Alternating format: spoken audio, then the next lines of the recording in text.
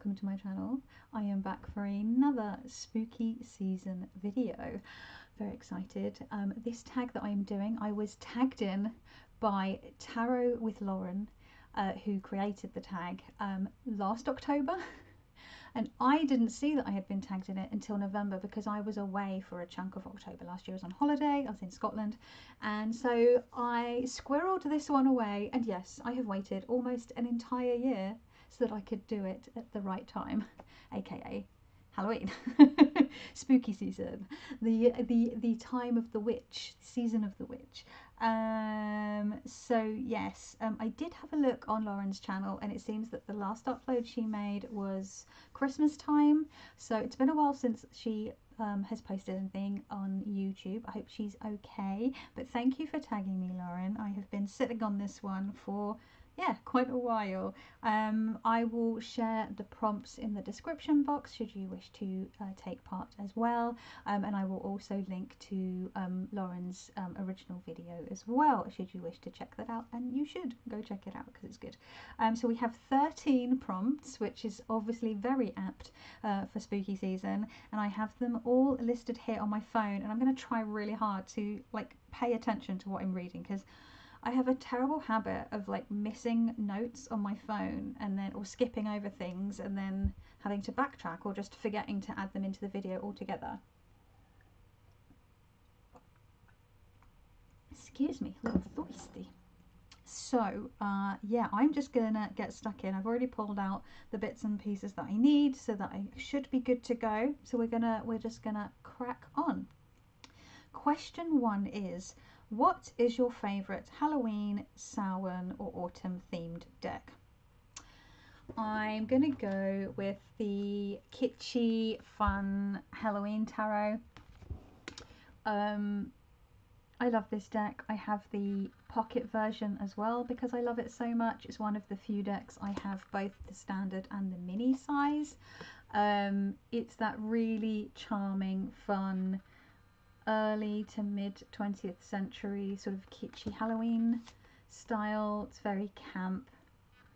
I love this chariot card. It makes me happy. I use it on and off throughout the year. I don't just save it for the month of October, but it gets used the most during sort of October, a little sort of in September and November as well. That's sort of autumn is where it gets the most play. But yeah, I have made readings with the pocket version several times throughout this year whilst out and about, because it's cute. That and my tiny traveller, which is the mini sassy burrito, the mini sassaribito, and my Marseille Pondre Vie by Auntie Kay. They've been my real go-to mini decks. But yeah, it's just really fun. It's very tongue-in-cheek. Seems to be a novelty deck, but really isn't. It's very well thought out. It's very clever. It's very fun, and you can do legit very good, decent, in-depth readings with this deck. So yay. So that is question 1.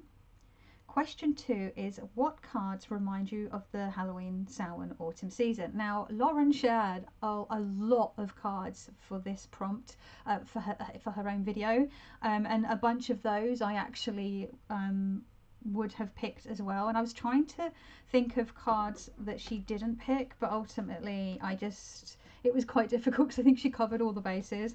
So the one that I think of probably first, for me at least, is actually the moon, and that is because, you know, I think of the days drawing in. When I think of Halloween, I think of the moon, usually the full moon, even though there's not always a full moon on Halloween.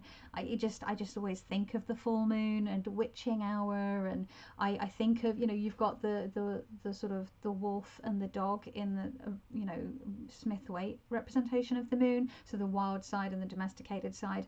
And in some of the spooky decks like this one, you get a wolf, and sometimes you get werewolves. So yeah, I sort of think of werewolves and howling at the moon, and sort of illusion and secrets and hidden stuff, and it's all just, yeah, it's really just fun. Of course, for me, not of course, but for me, the death card, and especially when it comes to like a Marseille or like this death card, because you've got skeletons, and I often think of skeletons when I think of Halloween as well. Spooky, scary skeletons. Um, and you know, also for a more sort of really serious aspect of the card of, you know, the year is starting to wind down, in the sort of Gregorian calendar. In the witches calendar, it's often seen as a new year, so it's the end of something and the beginning of something new. So we've got this sort of ending of a cycle and new beginnings. There's also the element of the veil thinning, and it's a time to sort of honor the dead or communicate with the dead and those that have passed on, and so forth. So there's that element of it as well. And then I also think of the Magician. I think is a really good card to represent the Halloween season or Samhain season, because it's just a magical time of year for me personally. Christmas is magical for me too, but this season more so, just because it's so much more spooky. And that to me is so much fun. So that's my answer for that one. Do you use a Halloween, Samhain or autumn themed spread? Short answer is no. In one of my previous videos this month, I did share some sort of spooky Halloweeny spreads for my 54321 Tarot Halloween edition, but I don't like have like a go-to that I will use every Samhain or whatever. I've spoken a lot about how I like to freeform read, mostly with Marseille and Pip decks, but sometimes with Smith-Waitley decks. I have been using more spreads, situational, dedicated position spreads this year, so that's been quite an interesting process.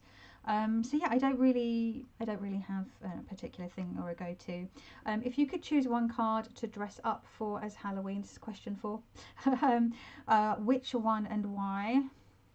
I have picked the Devil. I am one of those people who is of the feeling that a Halloween costume needs to be something spooky and scary. And I find it really strange that it's a very big thing in America. I've seen from what I gather from friends, from the media that I've seen throughout my life up until now even, that like it doesn't have to be scary. People will dress up as like a hot dog or like just a ballerina, and I'm like, that ain't scary. And I think it's because I'm very much sticking to that idea of the Irish folklore and the folklore of the British Isles, that, you know, the idea was to disguise yourself as something, as one of the demons, the imps, the spooky creatures, to trick them into thinking you're one of them, so they leave you alone. And if you're dressed as a ballerina, you're just going to look like a person dressed as a ballerina. So if you were taking that folklore to heart, you would dress as something spooky. So for me, you know, it's got to be the devil. I don't think I've ever dressed as a devil or a demon for Halloween. I've done many other costumes over the years, and every single one of them has been spooky and or gory. If I have a chance to get the fake blood out or create fake wounds or anything like that, I'm in. That's my bag, baby.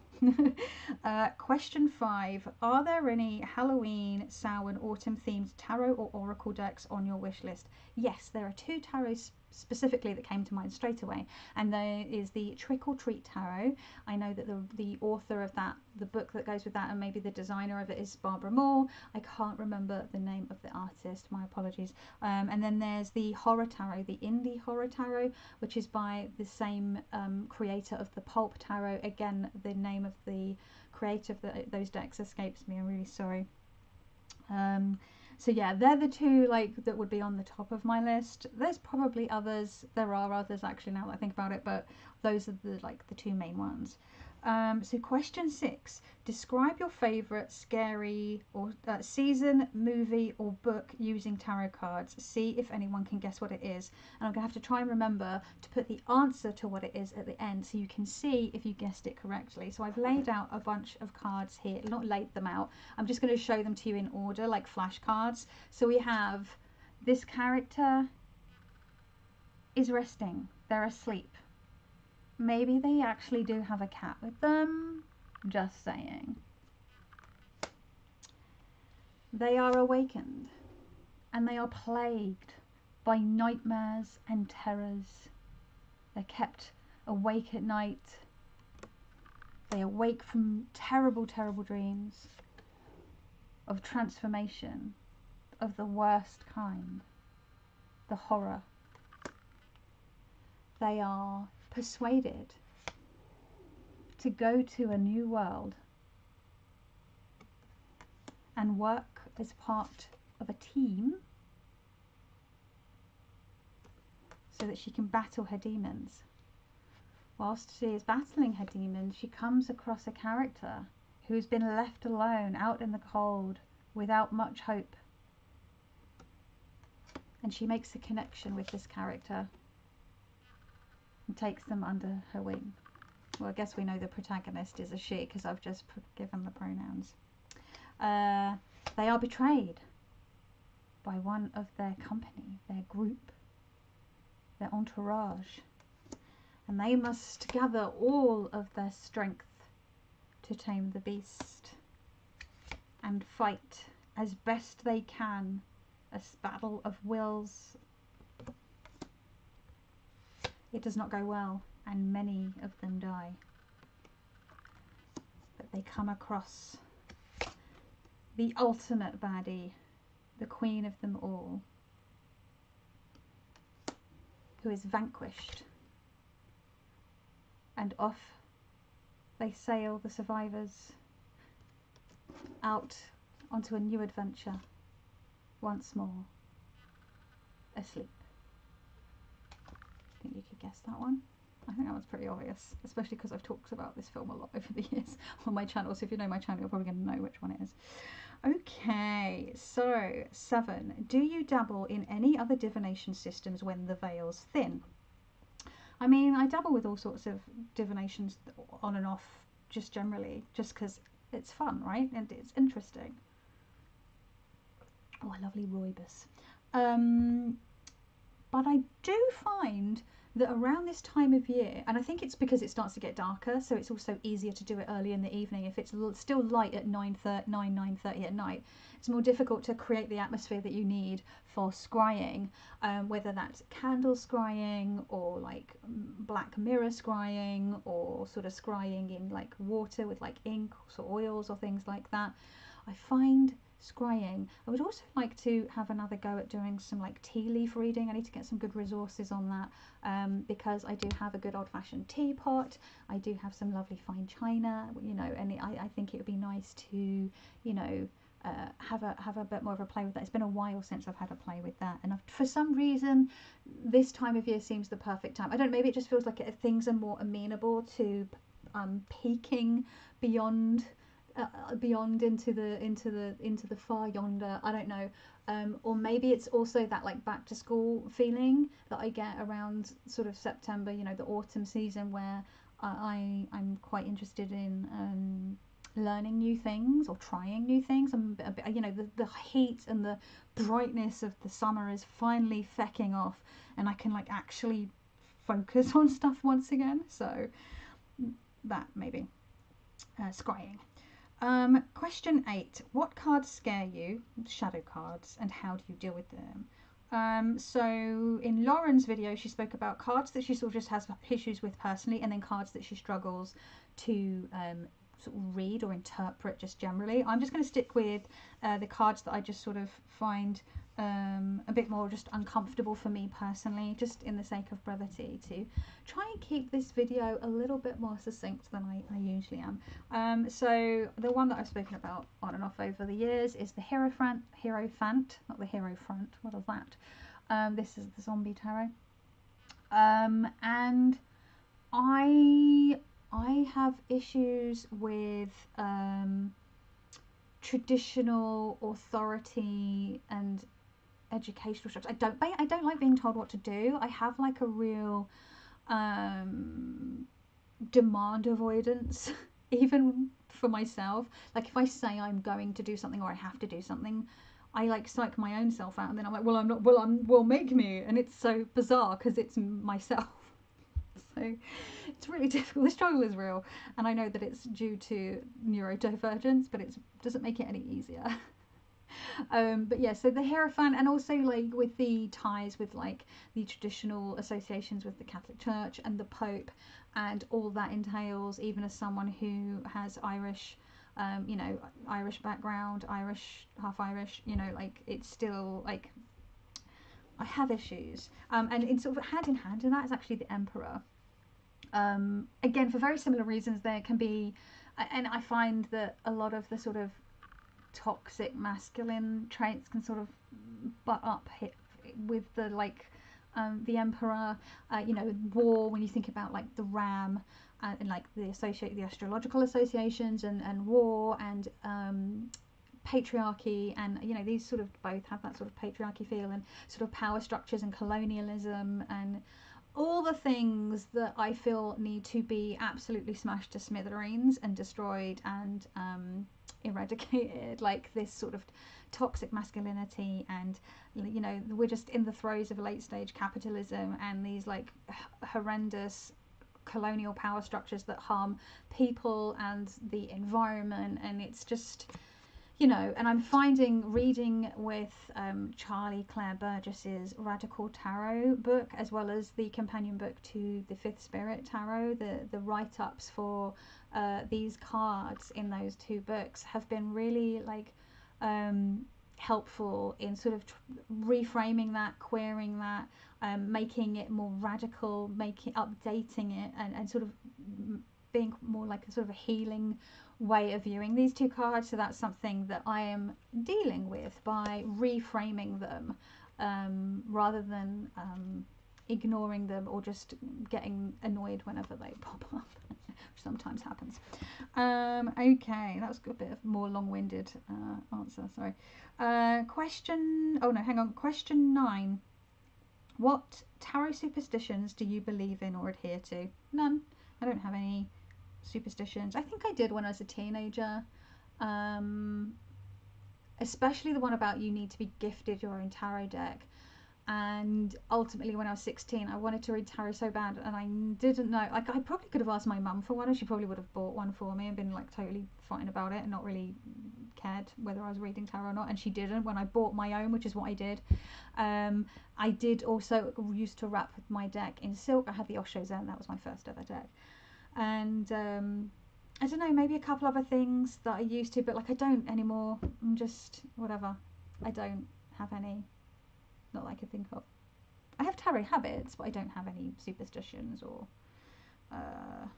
yeah, that's that one. Question 10. What, if anything, changes in your tarot practice during the Halloween, Samhain or autumn season? I don't know. I mean, maybe I'm more inclined to like light a candle.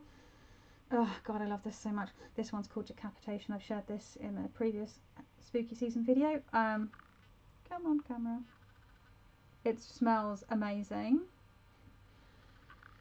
And sometimes I'll just leave the lid off because it really just makes the room smell anyway. But when you light it, the scent goes into overdrive and it is delicious. And that's just because I'm generally more likely to light candles in the darker half of the year anyway. And then if I'm reading, then I've got candles lit. But most of the time I don't really bother with the bells and whistles. I would say maybe I'm a bit more inclined to do more sort of gnarlier kind of readings, because I'm very much of that opinion when it comes to the darker time of the year. It is a time to sort of turn inwards and reflect more so than the rest of the year, but also to tackle the sort of more shadow aspects of what's going on in your life or going on with you, just like as you as a person. So maybe just more gnarly, crunchy kind of readings, and that will just continue through the dark months, through the winter as well.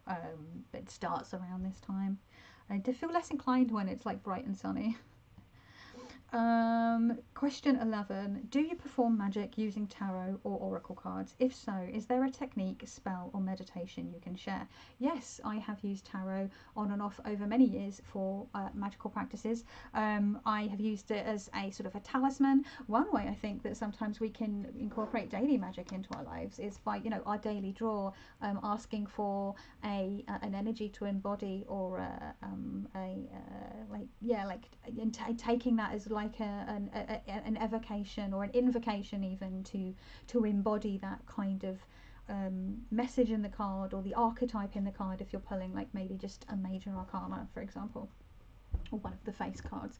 It's that in itself can be a kind of magic, so like as a talisman, and you can leave it on your desk, or you can take a picture of it and keep it on your phone to refer to, or it can be used as a talisman within a spell. Another idea is to you can also scan cards and print them out, and then, you know, fold them up as a talisman to be used in like spell bags, things like that.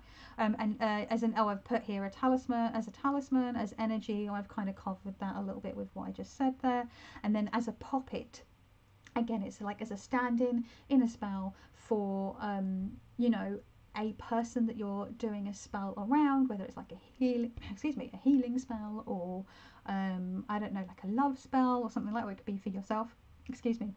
And another way that tarot can be used in magic is to create a narrative of a situation and how you want that spell to, how you want it, the results that you want, starting with where you are and where you want to go, and creating sort of a narrative with that can be used as, you know, on their own or part of like candle magic. There's so many different ways, and I actually do have a couple of books about tarot magic. One of them I think is out of print. It's actually in a box in my attic because I've just out of space on my bookshelf, and I have to like keep, every time I get new books I need to sort of shift stuff around. So I've got 3 boxes of books now in the attic, and some of the decks, there's the books in there that I will want and refer to, but I just, you know, I just have to go in and grab them if I need them. But the ones that I want like all the time are like on my shelf. The struggle is real. I need more space. So that, yeah, there's a whole bunch of ways that you can use, and I use. And also, I've spoken about it loads. Pathworking, using tarot cards for pathworking and stepping into those scenes is one of my favourite ways. I've been doing that since I was about 16, and it's one of my favourite ways to use tarot that isn't reading them. And it's so exciting because it's like you're literally being able to pick a scene or an archetype you want to meet, a character you want to meet, and like stepping into that, and then, oh, it's so much fun. Anyway, question 12. What cards in the tarot deck do you think talk about being haunted? And Lauren says that this question is borrowed from a Kellyanne Maddox's Samhain and Halloween Q&A that she did in back in 2018. Whoa, 6 years ago. So many, we could talk about so many cards being haunted, but the one that comes to mind immediately for me is the Nine of Swords. This is bats in the Halloween tarot, because it's being haunted by anxiety and nightmares and worries and stresses, and it can feel really overwhelming and lonely because you're like, this person is awake in the middle of the night. They have their little kitty cat here, I guess. But you know, in the original Smith-Waite depiction, the character is on their own, sort of weeping in bed, or just have their head in their hands in their bed. And this is something I can relate to because I have all sorts of sleep issues. I have from when I was wee, and I have horrendous anxiety issues. So this fucking card is the one I think of. And then it says, let me just tick that one off. So I'm going to tick them off. And then question 13 is, take out your favourite Halloween themed deck, shuffle it and pull 3 cards, interpret them as a message for your viewers or however you see fit. Ooh, so I've got by me, I've got the Bohemian Gothic, Le Tarot Interdit Vampiria, I've got the Halloween Tarot, and I've got the Zombie Tarot next to me. Let's try and keep it light. I've shown the Halloween Tarot quite a bit. Let's go with, well, actually no, let's go with the Vampiria because I've not really shown that in this video. Let's pull 3 cards. keep those extra core cards separate. Comes with a whole bunch of extra cards. This deck's really cool. I'll just show the box once more in case I did. So you can see it's a French deck. It's really cool. It's a pip deck, not a Marseille, but it's a pip. So what shall we do? Should we have a question, or should we just say? I don't know. I feel like I need to. I'm not a fan of general readings. I have to say, context is king, right? I like to have context for my readings, even if it's just a daily draw, even if it's a single card draw for the day, like I will always have. Let's just see. Oh, I'm stumped now. I should have given this a bit more thought, shouldn't I, before I started filming?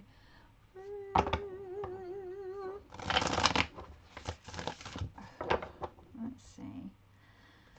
Well, something to keep in mind, maybe, as we move into the second week of October 2024. This riffle shuffle is real nice as well. Although I just fudged it then. Typical. Sod's law. There we go.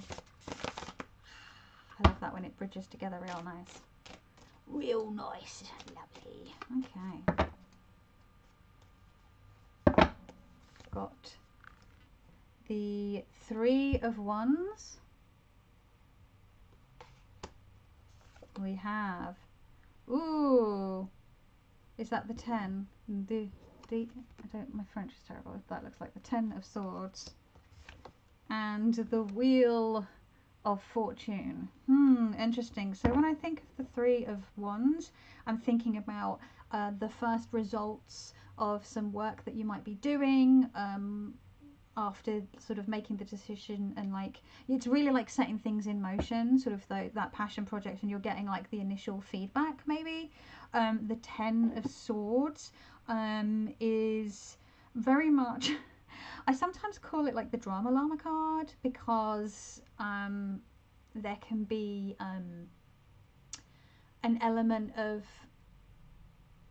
overreacting, I guess, being a drama llama. And like, that's not to say that that card doesn't also have so much more serious aspects to it, but you know, we see this person on the ground and they're stabbed, but we've got to remember that the swords are the realm of the mind, of communication, and sometimes I also think like the 10 of Swords being that like is like a way of like being overwhelmed and like not being able to communicate because you're so overwhelmed, like mentally, or sort of sabotaging communication, if that makes sense.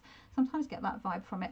This card particularly though, there's like literally like a sword through the eye socket of the skull, which feels very much like, oh, maybe it's been like this, it's self-inflicted. So there's like this these new ideas and sort of passion project that's just sort of starting. You've got to be very careful, or there's something new in the early stages, whether it's creative or it's something you're passionate about. Being very careful not to like self-sabotage and get in your own head and get overwhelmed and anxious and being a drama llama about this situation. It's very early stages. There's a long way to go before we move through all the stages of the ones to the completion of the project. So don't be your own worst enemy with like all the worries and anxieties, you know, and like being a drama llama. And then the Wheel of Fortune also maybe tells me that this project can go, or this new thing could go in any way, especially if you're not going to get a handle on this, right? You need to be aware that it's all up in the air at the moment. It could go either way, but yeah, it's very early days. You're just staking your claim on something. Yeah, don't get in your head, and it could go either way. Just gotta wait. Time is, actually there's a clock right there. Time will tell.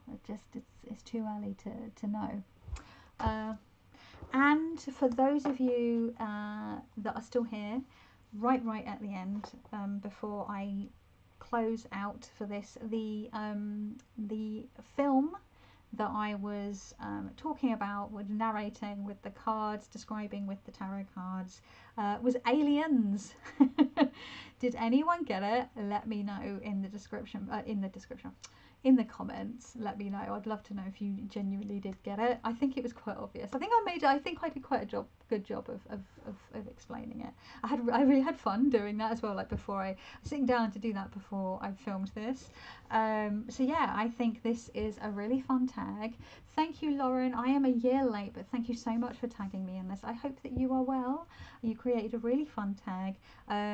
Other folks, feel free to answer questions in the comments if you don't have a channel. If you do have a channel, get in on the spooky fun. Let's go. It's tarot time, it's Halloween time, it's all good. So yeah, thank you so much for watching. I appreciate you. Things are not always easy, and making these videos helps cheer me up. I hope they help cheer you up, and give us a moment, a breather before jumping back in to the real world, which is, whew, yeah. So yeah, thank you so much. I hope that wherever you are watching this, you are having a fabulously spooky season, spooky Halloween, spooky time, spooky season, you know what I mean. And yeah, I'll see you in the next one. Ciao.